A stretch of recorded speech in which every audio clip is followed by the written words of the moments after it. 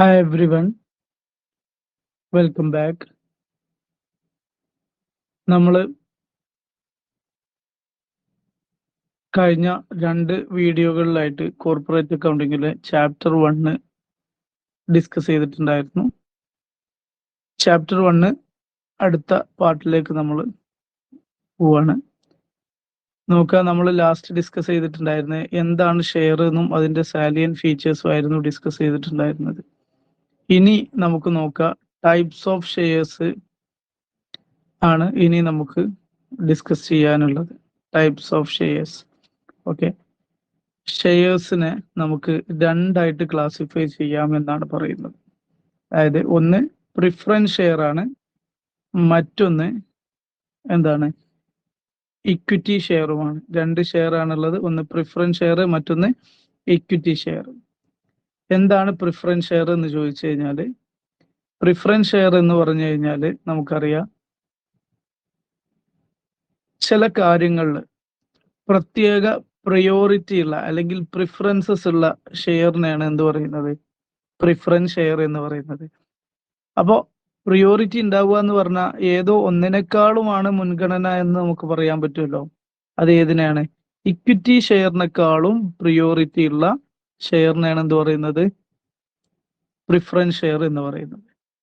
അപ്പൊ നോക്കുക, എന്ത് കാര്യത്തിലാണ് ഈ പ്രിഫറൻസസ് എന്ന് ചോദിച്ചു കഴിഞ്ഞാൽ, ഒന്ന് ഡിവിഡൻഡ് കൊടുക്കുന്ന കാര്യത്തിലും, രണ്ടാമത്തത് കമ്പനി വൈൻഡിങ് അപ്പ് ചെയ്യുമ്പം റീപേയ്മെന്റ് ചെയ്യുന്ന കാര്യത്തിലും.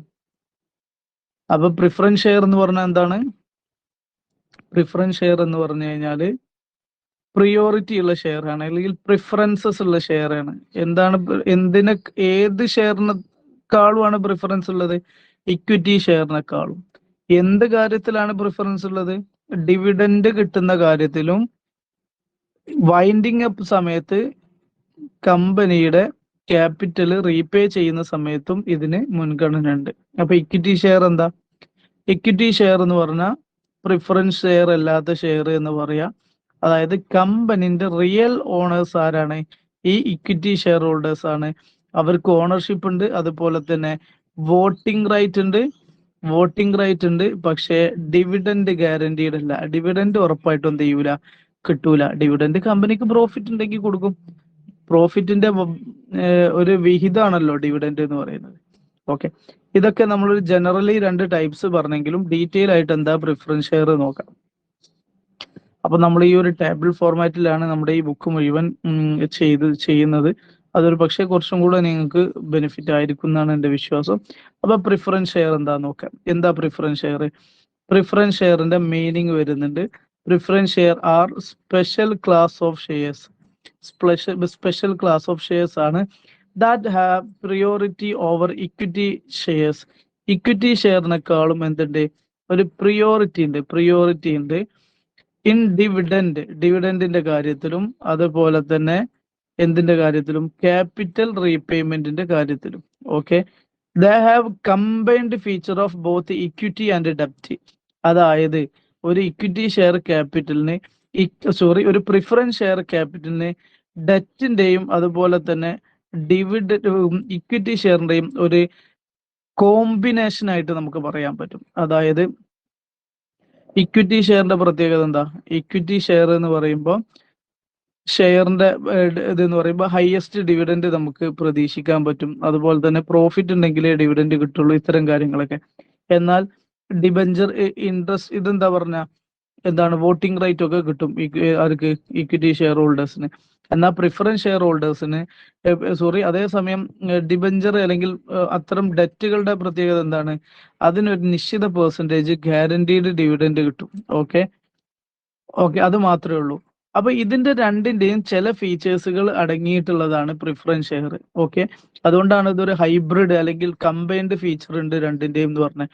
അതായത് ചില കാര്യങ്ങൾ ഇവർക്ക് വോട്ടിംഗ് റൈറ്റ് കിട്ടും, അതുപോലെ തന്നെ എന്താണ്, ഡിവിഡൻഡ് കമ്പാരിറ്റീവ്ലി ഇതിനേക്കാളും ഡിബഞ്ചറിനേക്കാളും കമ്പാരിറ്റീവ്ലി കിട്ടും. എന്നാൽ ഒരു ഫിക്സഡ് ഡിവിഡൻഡ് ഇവർക്ക് പ്രതീക്ഷിക്കുക.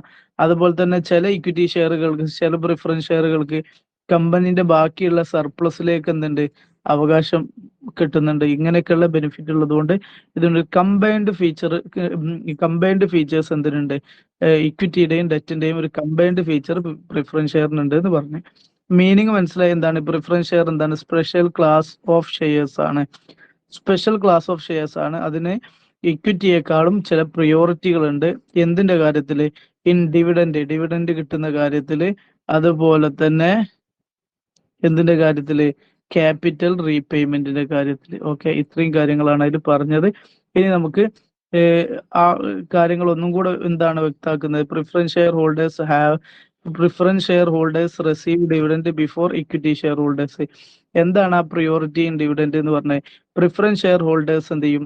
റിസീവ് ചെയ്യും. എന്ത് ചെയ്യും? റിസീവ് ചെയ്യും. എന്ത് റിസീവ് ചെയ്യും? ഡിവിഡൻഡ് റിസീവ് ചെയ്യും. എന്തിനേക്കാളും മുൻപ്? ഇക്വിറ്റി ഷെയർ ഹോൾഡേഴ്സിന് കിട്ടുന്നതിന് മുമ്പ്.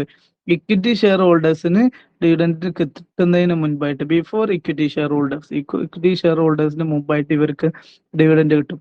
അതേസമയം മറ്റൊരു കാര്യം കൂടെ പറഞ്ഞു, റീപേയ്മെന്റിന്റെ കാര്യത്തിൽ എന്തുണ്ട്? പ്രിയോറിറ്റി ഉണ്ട് എന്ന് പറഞ്ഞു. അതെന്താണ്? കമ്പനി എങ്ങാനും വൗണ്ടപ്പ് ചെയ്യാണ്, ലിക്വിഡേഷനിലേക്ക് പോവുകയാണെങ്കിൽ പ്രിഫറൻസ് ഷെയർ ഹോൾഡേഴ്സിന് അവർ റീപേ ചെയ്യപ്പെടും. എന്ത്? ക്യാപിറ്റൽ റീപേ ചെയ്യപ്പെടും. എപ്പോ? ബിഫോർ ഇക്വിറ്റി ഷെയർ ഹോൾഡേഴ്സിന് കൊടുക്കുന്നതിന് മുമ്പായിട്ട് അവരെന്ത് ചെയ്തു? പിരിച്ചുവിടും എന്നുള്ളതാണ്. ഇതാണ് അവരുടെ പ്രത്യേകതകളായിട്ട് നമുക്ക് എന്ത് ചെയ്യാനുള്ളത്? മനസ്സിലാക്കാനുള്ളത്. ഇനി നമുക്ക് നോക്കാം ടൈപ്സ് ഓഫ് പ്രിഫറൻസ് ഷെയറും കൂടെ പറഞ്ഞിട്ട് ഇന്നത്തെ ക്ലാസ് നമുക്ക് എന്ത് ചെയ്യാം? ഇവിടെ വൈൻഡപ്പ് ചെയ്യാവുന്നതാണ്. പ്രിഫറൻസ് ഷെയറിനെ നമുക്ക് വ്യത്യസ്ത രീതിയിൽ ക്ലാസിഫൈ ചെയ്യാൻ പറ്റും. അതിൽ ഒന്നാമത്തെ ക്ലാസിഫിക്കേഷൻ എന്ന് പറയുന്നത് എന്താണ്? ഡിവിഡൻഡിന്റെ റൈറ്റിന്റെ അടിസ്ഥാനത്തിലാണ്. ഡിവിഡൻഡ് കിട്ടാൻ റൈറ്റ് ഉണ്ടെങ്കിൽ അല്ലെങ്കിൽ ഇല്ലെങ്കിൽ, ഇതിനെ ബേസ് ചെയ്തിട്ടാണ് ഒന്നാമത്തെ ക്ലാസിഫിക്കേഷൻ. അതുപോലെ രണ്ടാമത്തെ ക്ലാസിഫിക്കേഷൻ എന്ന് പറയുന്നത് പ്രോഫിറ്റിലുള്ള സർപ്ലസ് കിട്ടാൻ അതിൽ പാർട്ടിസിപ്പേറ്റ് ചെയ്യാനുള്ള അവകാശമുള്ളവര്. പിന്നെ റിഡംഷൻ ടേംസ്, റെഡീം ചെയ്യാന്ന് പറഞ്ഞാൽ റീപേ കൊടുക്കുക, അതുമായി ബന്ധപ്പെട്ടിട്ടുള്ള ഇതിന്റെ ബേസിൽ കുറച്ച് ക്ലാസിഫിക്കേഷൻ ഉണ്ട്.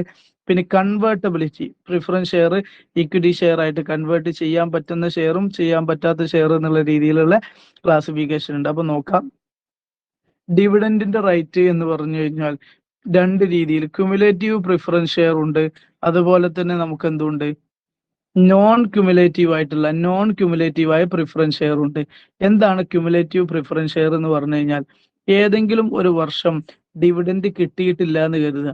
ഒരു വർഷം നമുക്ക് ഡിവിഡൻഡ് കിട്ടിയിട്ടില്ല. ഉദാഹരണത്തിന് 4 വർഷം, 2021 ഉണ്ട്, 2022 ഉണ്ട്, 2023 ഉണ്ട്, 2024 ഉണ്ട്.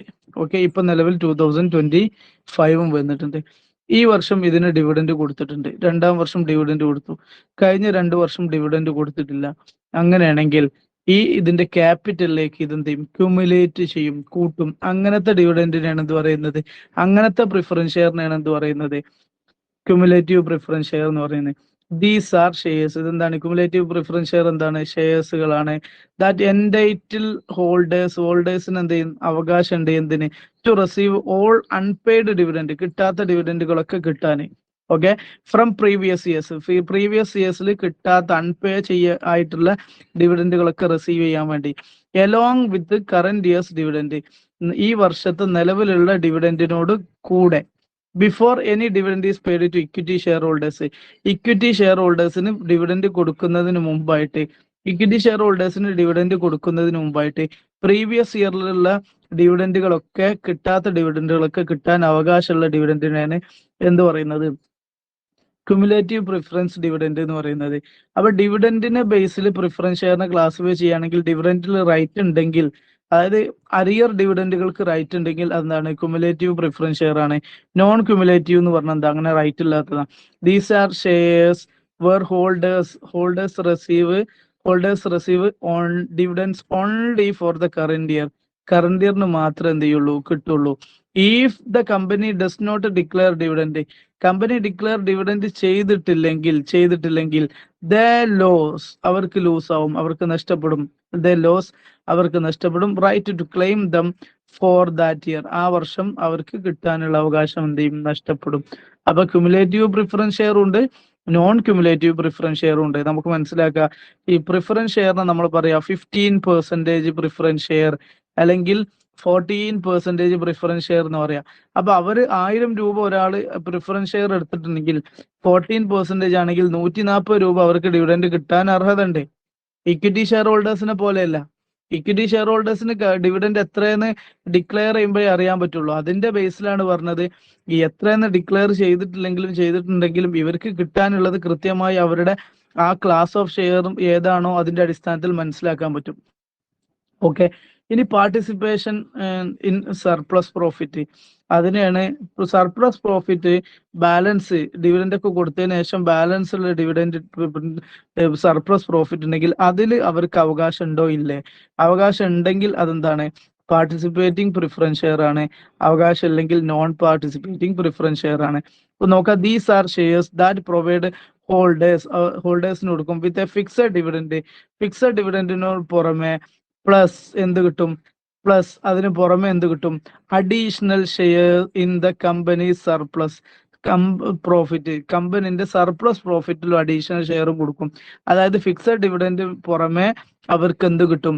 ഈ അഡീഷണൽ എന്താണോ സർപ്ലസ് പ്രോഫിറ്റ് ഉള്ളത് after paying dividend to equity share holders.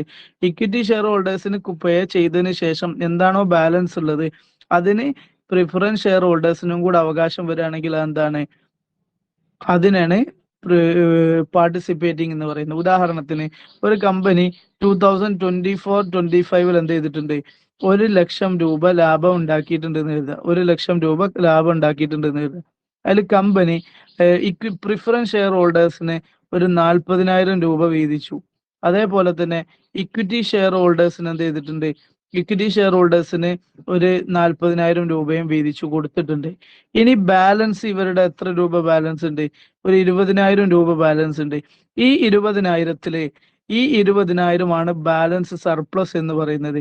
ഈ സർപ്ലസില് ആർക്ക് അവകാശം ഉണ്ടെങ്കിൽ പ്രിഫറൻസ് ഷെയർ ഹോൾഡേഴ്സിന് അവകാശമുണ്ടെങ്കിൽ അത് പാർട്ടിസിപ്പേറ്റിംഗ് പ്രിഫറൻസ് ഷെയർ ആണ് എന്ന് പറയാം.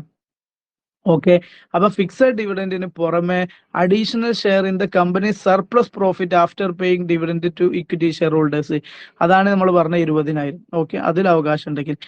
ഇനി നോൺ പാർട്ടിസിപ്പേറ്റിംഗ് എന്ന് പറഞ്ഞാൽ എന്താ?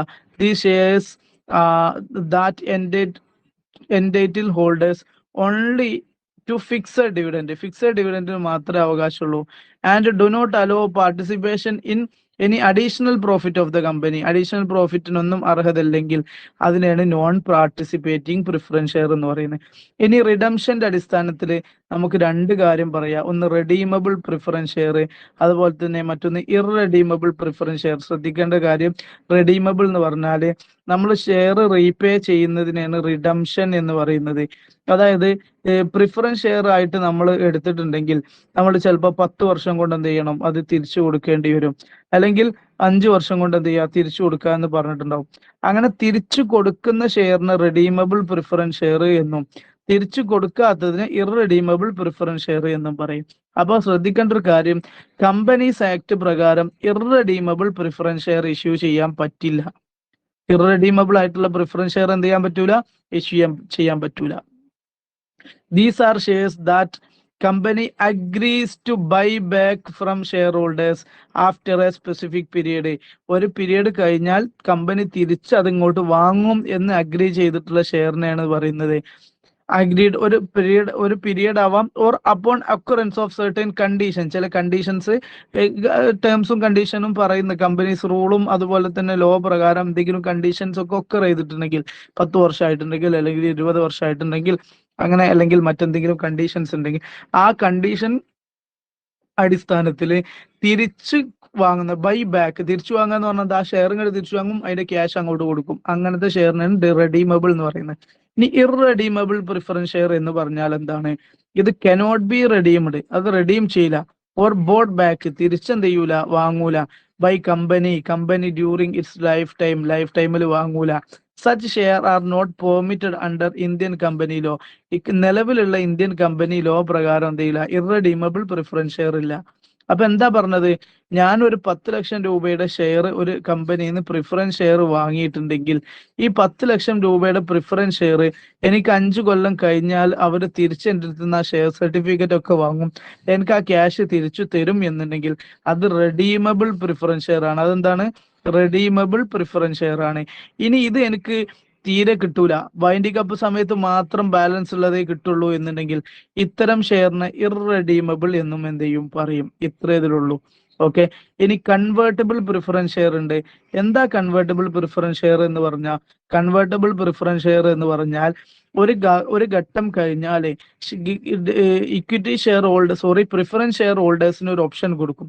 എന്താ ഓപ്ഷൻ? നിങ്ങൾക്ക് വേണമെങ്കിൽ convert their preference share into equity share. നിങ്ങൾക്ക് വേണമെങ്കിൽ നിങ്ങളുടെ അടുത്തുള്ള പ്രിഫറൻസ് ഷെയർ എന്ത് ചെയ്യുക, ഇക്വിറ്റി ഷെയർ ആക്കി തരാം. കുറച്ച് കാലം കഴിഞ്ഞാൽ അല്ലെങ്കിൽ ചില കണ്ടീഷൻസ് മീറ്റ് ചെയ്ത് കഴിഞ്ഞാൽ നിങ്ങൾക്ക് എന്ത് ചെയ്യാം, ഈ ഷെയറിനെ ഇക്വിറ്റി ഷെയർ ആക്കി മാറ്റിത്തരാം എന്ന് പറയുന്നതിനാണ് ഈ കൺവേർട്ടബിൾ പ്രിഫറൻസ്. കൺവേർട്ട് ചെയ്യുന്നു എങ്ങോട്ട്? To preference to equity share. അങ്ങനെ എന്തടിസ്ഥാനത്തിൽ? എന്തെങ്കിലും 5 വർഷം കഴിഞ്ഞാൽ അല്ലെങ്കിൽ ഒരു സെർട്ടൻ കണ്ടീഷൻ മീറ്റ് ചെയ്ത് കഴിഞ്ഞാൽ. ഇനി വേണമെങ്കിൽ അപ്പൊ നമുക്ക് നോൺ കൺവേർട്ടബിളും പറയാം. പിന്നെ ടെക്സ്റ്റിലൊന്നും കൊടുക്കാത്തതുകൊണ്ടാണ് നമ്മൾ എന്ത് കൺവേർട്ടബിൾ മാത്രം നിർത്തിയേ. നോൺ കൺവേർട്ടബിൾ എന്ന് പറഞ്ഞാൽ ഇങ്ങനെ കൺവേർട്ട് ചെയ്യൂല. കൺവേർട്ട് ചെയ്യൂലെങ്കിൽ പിന്നെ അതെന്തായിരിക്കും? സ്വാഭാവികമായിട്ടും അത് റീപേ ചെയ്യണ്ടേ. അപ്പൊ അത് റെഡീമബിൾ ആയിട്ടുള്ള കൺവേർട്ടബിൾ ആയിരിക്കും. അത്ര മനസ്സിലാക്കിയാൽ മതി. ഇനി നമുക്ക് അടുത്തൊരു ക്ലാസ്സിൽ എന്താണ് ഇക്വിറ്റി ഷെയർ എന്നും അതിന്റെ കാര്യങ്ങളൊക്കെ നമുക്ക് എന്ത് ചെയ്യാനുണ്ട്, ഡീറ്റെയിൽ ആയിട്ട് ഡിസ്കസ് ചെയ്യാനുണ്ട്. ഓക്കെ. നമുക്ക് ഇപ്പൊ തൽക്കാലം ഇന്നത്തെ ഈ വീഡിയോ എന്ത് ചെയ്യാം, ഇവിടെ അവസാനിപ്പിക്കാം. Thank you.